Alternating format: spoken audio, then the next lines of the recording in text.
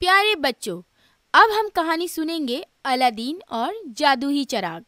ایک دفعہ کا ذکر ہے کہ ایک غریب بیوہ اور اس کا بیٹا الادین ساتھ رہا کرتے تھے۔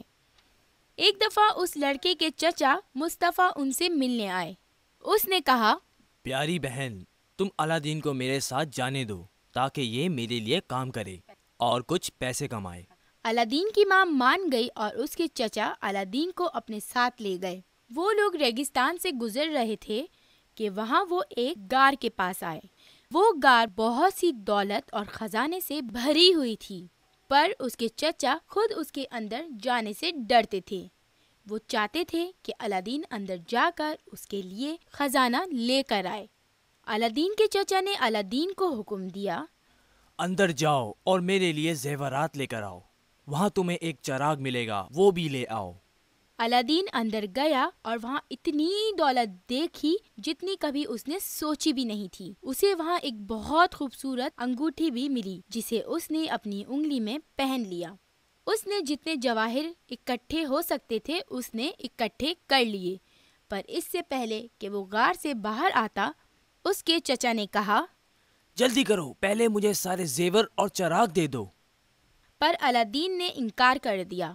الادین کے انکار پر اس کے چچا کو بہت غصہ آیا اور اس نے غار سے نکلنے کا راستہ بند کر دیا اور چلا گیا۔ الادین اندھیرے میں بیٹھا رو رہا تھا۔ پھر اس نے وہی پرانا چراغ دیکھا اور اسے جلانے کا فیصلہ کیا۔ جب اس نے چراغ کو صاف کرتے ہوئے رگڑا تو اس میں سے ایک جن باہر آیا اور کہا، مالک، میں آپ کی کوئی بھی 3 خواہشات پوری کر سکتا ہوں۔ کیا حکم ہے میرے آقا؟ مجھے گھر لے جاؤ، الادین نے کہا۔ کچھ سیکنڈ میں ہی الادین اپنے گھر پر تھا اور اپنی ماں کے ساتھ وہ سارے زیور گن رہا تھا جو اسے غار میں سے ملے تھے۔ الادین اپنے ساتھ وہ انگوٹھی بھی لے آیا جو اس نے اپنے ہاتھ میں پہنی تھی۔ جب الادین نے اس انگوٹھی کو رگڑا تو اس میں سے ایک اور جن نکلا اور کہنے لگا، مالک، میں آپ کی کوئی بھی 3 خواہشات پوری کر سکتا ہوں۔ کیا حکم ہے؟ الادین نے جن کو حکم دیا، ہمیں بہت امیر بنا دو، مجھے جلدی سے گھر لے چلو۔ کچھ ہی سیکنڈ میں الادین اور اس کی ماں بہت امیر ہو گئے اور پھر ہنسی خوشی زندگی بسر کرنے لگے۔ تو پیارے بچوں، آپ کو الادین کی کہانی کیسی لگی؟